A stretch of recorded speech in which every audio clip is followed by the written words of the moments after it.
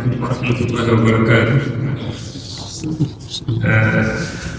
የሙሐደራው ርዕስ እንዳለፈው የሶላት አሳሳቢነት ነው። ሶላት ትልቅ ዒባዳ ነው። ሙስሊሙ ሁሉ የሶላትን ግዴታነት ከእስልምና አርካኖች መካከል ትልቅ ቦታ የሚሰጣት ዒባዳ መሆኗን እናውቃለን። ግን አብዛኛው ሙስሊም ሶላት በሙስሊሞች ህይወት ውስጥ ያላት ቦታ ምን ያክል ነው፣ አላህ ተባረከ ወተዓላ ዘንድ ያላት ደረጃ ምን ያክል ነው የሚለው በተገቢው መልኩ አያውቅም። ለዚያ ነው በቀደምቶችና በእኛ መካከል ያለው ሶላት የምንሰጠው ትኩረት የሰማይና የመሬት ያክል የተለያየ። ሰለፎች በተለይ ደግሞ ሰሓቦች ለሶላት የነበራቸው ቦታ የተለየ ነበር። ከእነሱ መካከል አንዱ ሶላት ሲያመልጠው ቁጭ ብሎ የሚያለቅስ አለ። ዘመድ ሞቶበት ተዕዚያ እንደሚደረሰው የእኛ ሰው ቁጭ ብሎ የሚያለቅሱ አሉ። ከጎናቸው የሚያባብላቸው አይዞ የሚላቸው ሰዎች ተቀምጠው ከነ ሰዒድ ኢብኑ ዓብድልዓዚዝ አተኑኺ እንደመጣው ወሀዛ ምን አኢመት አህሊ ሻም አንድ ቀን ሶላት አልፎት ቁጭ ብሎ ያለቅሳል። ይሄ የሶላትን ደረጃዋን አላህ ተባረከ ወተዓላ ዘንድ ያላትን ቦታ ስላወቁ። ስለዚህ በዚህ ሙሐደራ ለሶላት የተለየ ቦታ እንዲኖር ይቺ ሶላት ምን ያክል አሳሳቢ ናት፣ ፈዳኢሎቿ ምን ምንድን ናቸው፣ አላህ ተባረከ ወተዓላ ዘንድ ያላት ደረጃ ምንድን ነው የሚለውን በትንሹ ለማየት እንሞክራለን። ሶላት ከእስልምና አርካኖች መካከል ከሸሃደተይን በኋላ በቀጥታ የምትመጣ ናት። ወማ ኡሚሩ ኢላ ሊየዕቡዱ ላህ ሙኽሊሲነ ለሁ ዲን ሑነፋአ ወዩቂሙ ሰላተ ወዩቱ ዘካተ ወዛሊከ ዲኑል ቀይም እንዳለ وفي الحديث ነቢያችን ዓለይሂ ሰላቱ ወሰላም ሙዓዝ ብን ጀበልን ወደ የመን በላኩት ጊዜ ኢነከ ተቅዱሙ ዐላ ቀውሚን ሚን አህሊል ኪታብ ከመጽሐፍ ባለቤት የሆኑ ሰዎች ጋር ነው የምትሄደው። ፈሊየኩን አወለ ማ ተድዑሁም ኢላ አን ዩወሒዱላህ መጀመሪያ ጥሪ የምታደርግላቸው ነገር አላህን አንድ እንዲያደርጉ በብቸኝነት እንዲገዙት ተውሒድን ለእሱ እንዲያረጋግጡ ይሆናል። ፈኢዛ ዐረፉ ዛሊከ ይህንን ካወቁ ፈአኽቢርሁም አነ አላህ ፈረደ ዐለይሂም ኸምሰ ሰለዋት ፊ የውሚሂም ወለይለቲሂም አላህ በቀንና በሌሊት የሚሰግዷቸው 5 ሶላቶችን ግዴታ እንደደረገባቸው ነገራቸዋል። አንድ ሰው ላኢላሃ ኢለላህ ሙሐመዱን ረሱሉላህ ብሎ እነዚህን የምስክርነት ቃላቶች ከሰጠ በኋላ ተውሒዱን ለአላህ አረጋግጠው የነቢያችን ዓለይሂ ሰላቱ ወሰላም ሱና ሙሉ በሙሉ ከተከተለ በኋላ ቀጥታ የሚመጣው ስራ ሶላት ነው። አብዱላህ ብን መስዑድ ረዲየላሁ ዐንሁ ነቢያችን ዓለይሂ ሰላቱ ወሰላም ጠየቃቸው፣ አዩል ዐመሊ አሐቡ ኢለላህ ወፊ ሪዋያ አዩል አዕማሊ አፍደል፣ ከስራዎች ሁሉ አላህ ዘንድ ይበልጥ ተወዳጅ የሆነው በላጭ የሆነው ስራ ምንድን ነው አላቸው። ነቢያችን ዓለይሂ ሰላቱ ወሰላም አሰላቱ ዐላ ወቅቲሃ ሶላትን በጊዜዋ መስገድ ነው አሉ። ከዚህ ዒባዳ ታላቅነት የተነሳ አላህ በጣም የሚወዳት ትልቅ ስራ ከመሆኗ የተነሳ ሌሎች ዒባዳዎች ምድር ላይ ሲደነገጉ ሶላት የተደነገገችው ከ7 ሰማይ በላይ ነቢያችን ዓለይሂ ሰላቱ ወሰላም ከአላህ ጋር በተገናኙበት ሌሊት አላህ ጾምንም፣ ሐጅን፣ ዘካን፣ ሌሎች ታላላቅ ዒባዳዎችን በነቢያችን ዓለይሂ ሰላቱ ወሰላም ላይ ሲያወርድ እሳቸው ምድር ላይ ነበሩ። ሶላትን ግን ከመካ እስከ ቤተል መቅዲስ ተጉዘው ከቤተል መቅዲስ ደግሞ 7 ሰማያትን አልፈው ከአላህ ተባረከ ወተዓላ በተገናኙበት ሌሊት ነው የደነገገባቸው። ይሄ ሶላት ያላት ቦታ ከፍ ያለ ታላቅ እንደሆነ የሚያመላክት ነው። ወከዛሊክ ይህች ሶላት ትልቅ ቦታ ያላት ከመሆኗ የተነሳ አላህ ታላላቅና ደጋግ ነቢያቶቹን ያዘዘባት በእሷ የሚሽከዳደር በእሷ ላይ የሚዘወተሩ እንደሆኑ የገለጸባት ስራ ነው። የሱረት አልአንቢያ ትልልቅ ነቢያቶችን አላህ ከዘረዘረ በኋላ ወጀዐልናሁም አኢመተን የህዱነ ቢአምሪና ወአውሐይና ኢለይሂም ፊዕለል ኸይራት ወኢቃመ ሰላቲ ወኢታእ ዘካት ወካኑ ለና ዓቢዲን።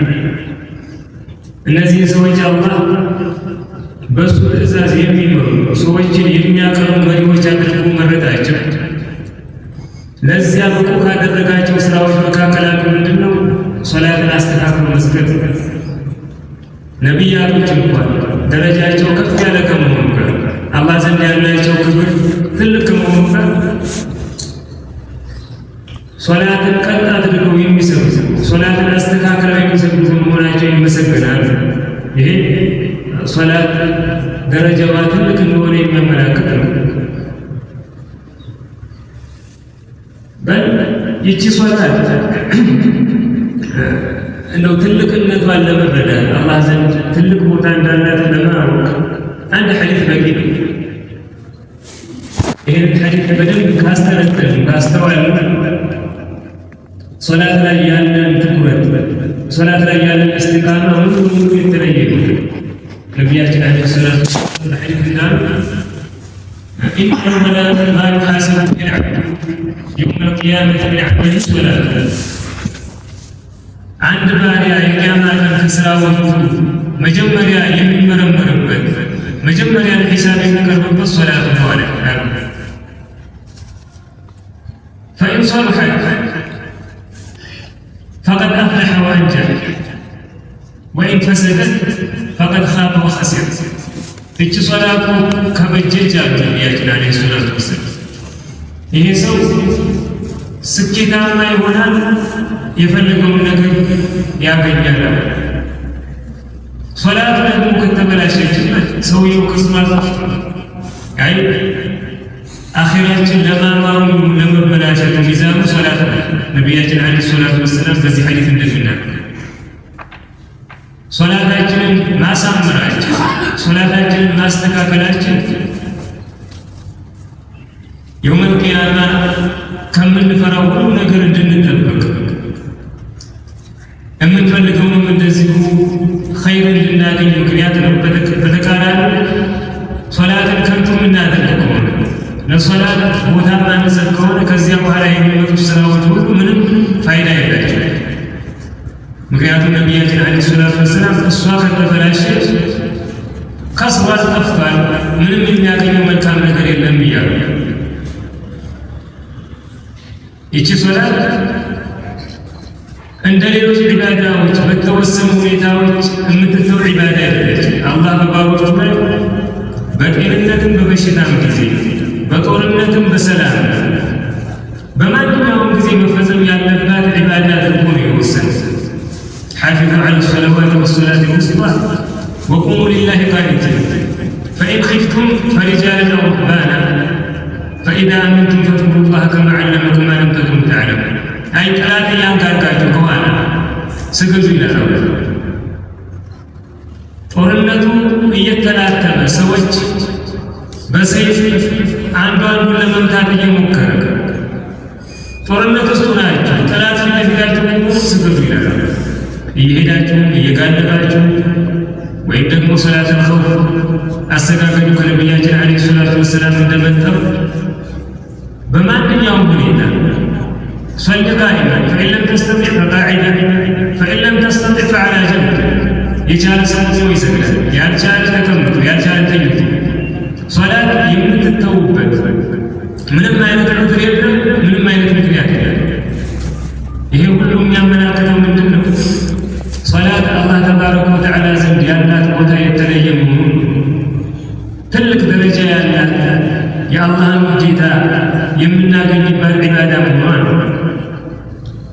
ይህንን የተረዳ ሙስሊም አላህ ኸይር ፈልጎለታል።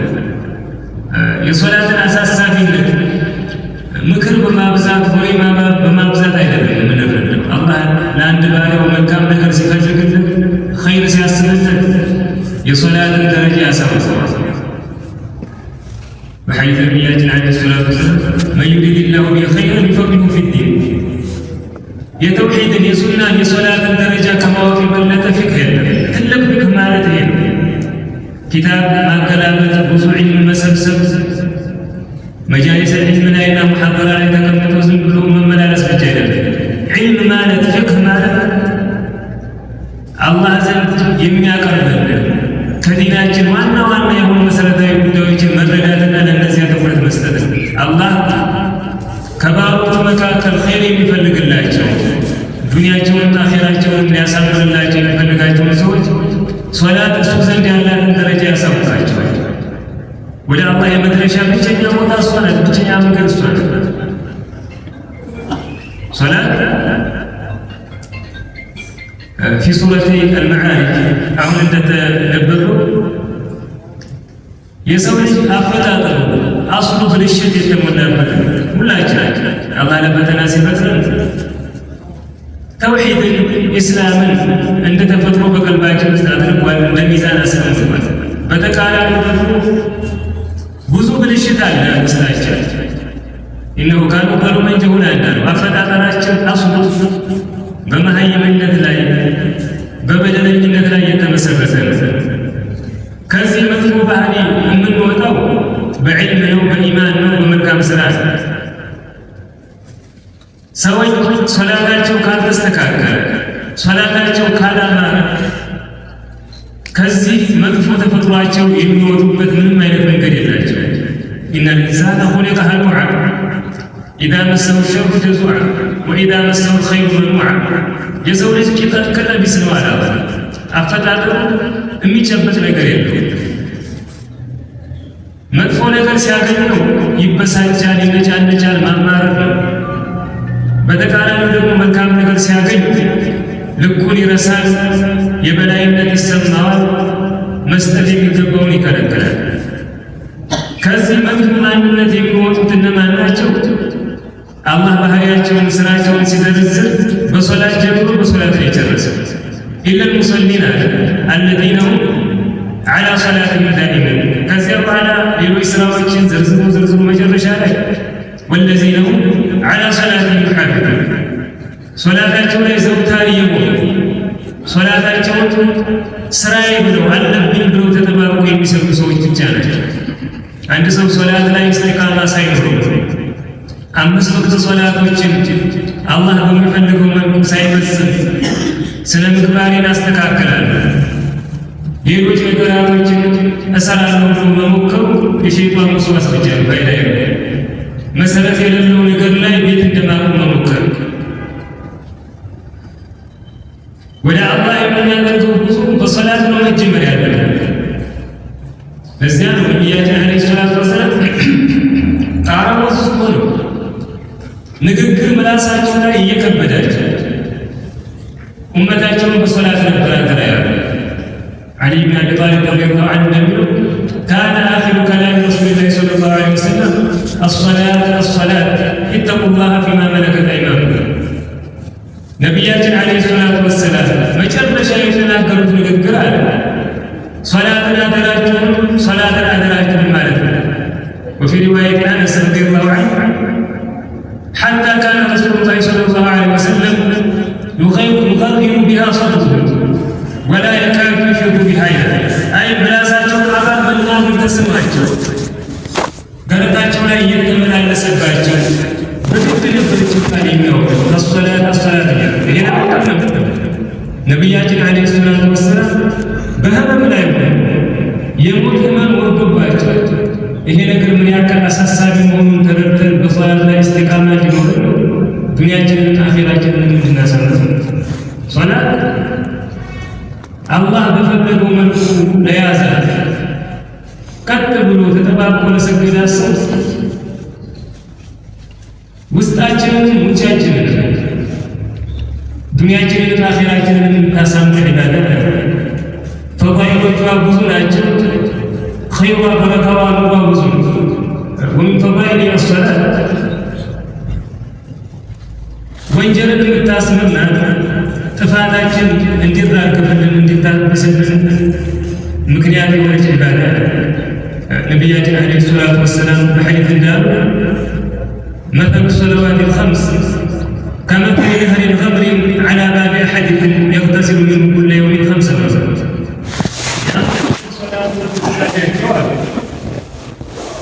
ልክ በአንዳችሁ በጣም ላይ የሚያልፍ ሰፊና ትልቅ ወንዝ አምሳያ አንድ ሰው ከዚያ ውሃ በሌላ ሐዲስ እንደመጣው አራአይቱም ለው አነ ፊ አሐዲኩም ነህረን የግተሲሉ ሚንሁ ኩለ የውሚን 5 መራት ሀል የብቃ ሚን ደረኒ ሚን ሸይ ሰሓቦች ጠይቋቸው ከእናንተ መካከል በራቡ ፊት ለፊት ወንዝ ያለው ሰው መሄድ አይጠበቅበትም። ደርሶ ሲመለስ እያላበው ፀሐይ የመታው እንደገና መታጠብ አያስፈልገውም። በሩ ላይ ነው ያለው። ያ ሰው በየቀኑ ከዚህ ወንዝ 5 ጊዜ ይታጠባል አላቸው። ይሄ ሰው ቆሻሻ የሚባል ነገር ይቀርበታል ወይ? ሰሓቦች ምንም ቆሻሻ ይቀርበትም ማለት ነው። ነቢያችን ዓለይሂ ሰላቱ ወሰላም ይሄ የአምስት ወቅት ሶላቶች ምሳሌ ነው። አላህ በእነሱ ምክንያት ወንጀሎችን ያጥብባቸዋል። በሌላ ሐዲስ ነቢያችን ዓለይሂ ሰላቱ ወሰላም ምናሉ ተሕተሪቁነ ተሕተሪቁ ፈኢዛ ሰለይቱም ሱብሓ ገሰለትሃ ትቃጠላላችሁ አሉ። በወንጀል ሰዎች አጥፊ ነን፣ ብዙ ወንጀል እንሰራለን፣ ብዙ ስህተት እንፈጽማለን። ግን ለዚህ መድኃኒት ሶላት በወንጀል ተቃጥላችሁ የሱብሒ ሰላትን ስትሰግዱ ከዚያ በፊት የተሰራው ሁሉ ታጥቧል። ثم تحترقون فإذا صليتم الظهر غسلتها ከዚያ በፊት ተቃጥላችሁ በሁለት ስትሰግዱ ታጥባለች። ዓስርን እንደዚሁ መግሪብንም ዒሻ የምንሰራው ወንጀል ወናድ ነገር ሕይወትን ያመሰቃቀለ ዛሂራችንን ባጢናችንን ያበላሻል። በተለይ ደግሞ ያን ወንጀል የምናሳብስበትና የምናስበት ስራ ከሌለ በወንጀል ላይ ወንጀል የምንደራረግ ከሆነ ያ ወንጀል ቀልባችን ላይ ይደገድጋል። ሐቅና ባጢልን መለየት የማንችልበት ደረጃ ላይ ራሱ ሊደርስ ይችላል። ለዚህ ግን መድኃኒቱ ሶላት የሱብሒ ሶላትን ሰግደን እስከ ዙሁር ድረስ የምንሰራቸው ወንጀሎች አሉ። እኛ ቦታ እንኳን እናንስላቸው። አላህ ተባረከ ወተዓላ ግን በፈድሉ በረሕመቱ እነዚህን ሶላቶች ስንሰግድ በመካከላቸው የሚሰሩ ወንጀሎችን ሁሉ ያብስልን። በሌላ ሐዲስ እንደመጣው አሶላዋቱ الخمس والجمعة إلى جمعة ورمضان إلى رمضان مكفرات لما بينهن ما اجتنبت الكبائر 5 ወቅት ሶላቶች አሉ። ከጁምዓ እስከ ጁምዓ ከረመዳን እስከ ረመዳን በመካከላቸው ለሚሰሩ ወንጀሎች ማበሻ ናቸው፣ ትልልቅ ወንጀሎችን እስከ ራቅ ድረስ። ስለዚህ ወንጀለኛ መሆናችንን ካወቅን ወንጀል ደግሞ በሕይወታችን ላይ በዱንያ በአኼራ በእኛ ላይ የሚያስከትለውን አደጋ ተረድተን ሶላት ላይ ተስልቃና ሲኖረን ሶላታችን ላይ ቀጥ ስንል አላህ እነዚህ ወንጀሎች ከእኛ ላይ ያበስልና ያስወግዳል። ወሚን ፈዳኢልሃ ከሶላት ትሩፋቶች ፈዋኢዶች መካከል አነሃ ተንሃ ዐኒል ፈሕሻኢ ወልሙንከር ከመጥፎ ነገር ከወንጀል ባለቤቶቿን ትከለክላለች። ሶላት አላህ በሚፈልግባት መልኩ ከተፈጸመች፣ አላህ ባዘዘባት መልኩ ከተሰገደች የሰው ልጅ ልብ ለኸይር ውዴታ እንዲኖር መጥፎ ነገርን ወንጀልን እንዲጠላ ታደርገዋለች። በቁርአን እንደመጣው አላህ ቁል ማ ኡሕየ ኢለይከ ሚነል ኪታቢ ወአቂም ሰላተ ኢነ ሰላተ ተንሃ ዐኒል ፈሕሻኢ ወልሙንከር ወለዚክሩላሂ አክበር ወላሁ የዕለሙ ማ ተስነዑን ብሏል።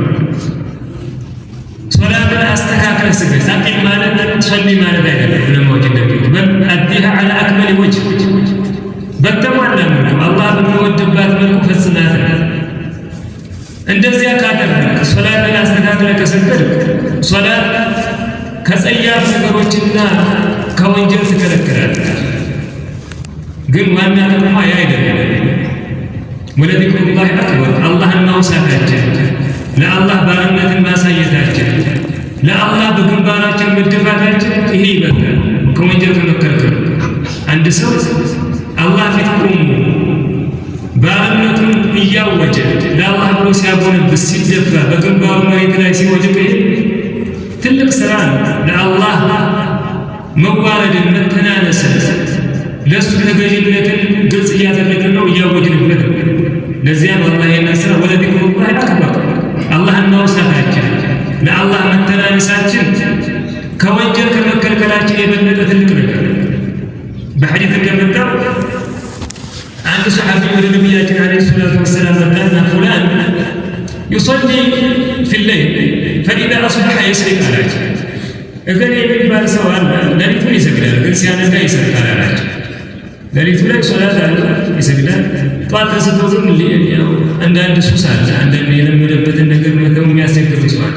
ጠዋት ተነስቶ ወደ ስርቆት ነው የሚሰማራው አላቸው።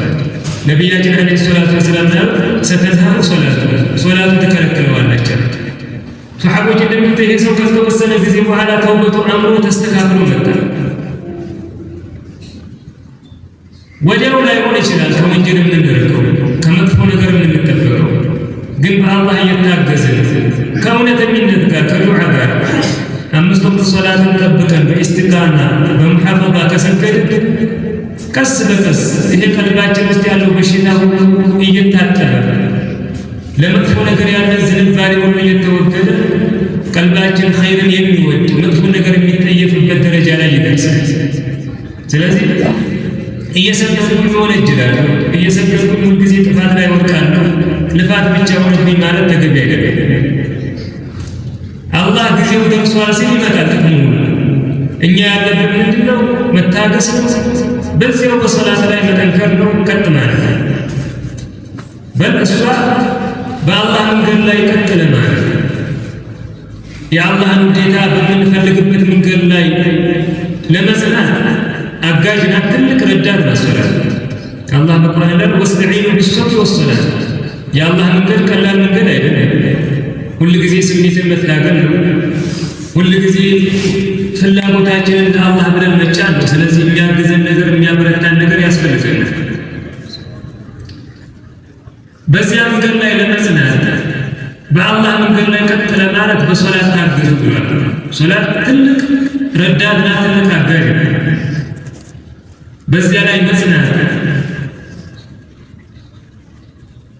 ወንጀል እንኳን ብናበዛ ከምንሰራው መጥፎ ነገር መውጣት እንኳን ቢሳነን በሶላት ላይ ስንዘወትር ዱዓ ስናበዛ አላህ ቀስ በቀስ ከዚያ ከመጥፎ ነገር የምንወጣበትን መንገድ ያመቻችልናል፣ ቀልባችንን ለኸይር ይከፍትልናል። ومن فضائل الصلاة أنها نور لأهلها في الدنيا والآخرة በዱንያ በአኺራ ለባለቤቶቿ ብርሃን ናት። ሶላት የሚሰግዱ ሰዎች በኢስቲቃማ በሙሐፈዛ ፊታቸው ታይተው ይታወቃሉ፣ ኑር አላቸው። ኢነ ለዚነ አመኑ ወዐሚሉ ሷሊሓት ሰየጅዐሉ ለሁም ረሕማኑ ውዳ። ሰው አይቷቸው ይወዳቸዋል፣ ሰው አይቷቸው ቀልቡ ይከፈታል፣ ሰው አይቷቸው ምቾትና መዝናት ይሰማል። ሶላት በትክክል ከተሰገደች ለባለቤቶቿ ኑር ናት። ነቢያችን ዓለይሂ ሰላቱ ወሰላም في حديث أبي مالك الأشعري رضي الله عنه قال والصلاة نور صلاة برهاننا قلباتنا استبرهاننا سولتا كلاچنا እንደዚሁ በብርሃን ምትሞላን በሲራጥም ላይ እንደዚሁ ሰዎች ወደ ጀነት ለማረፍ ሲራጥን መሻገራቸው ሸርጥ ወይም منكم إلا واردها كان على ربك حتما مقضيا ሰዎች በሲራጥ ላይ ሲጓዙ ሁሉም እንደ መልካም ስራው ልክ ነው ብርሃን የሚደረግልን። ከአብዱላህ ብን መስዑድ ረዲየላሁ ዐንሁ እንደመጣ አንዳንዱ የተምር ዛፍ የሚያክል ብርሃን የሚሰጠው አለ፣ አንዳንዱ ተራራ የሚያክል፣ አንዳንዱ ደግሞ አውራጣቱ ላይ ብቻ ወግል የምትል ብርሃን ይሰጠዋል። የሶላት ሰዎች ብርሃናቸው በየአቅጣጫው የተንሰራፋ ነው።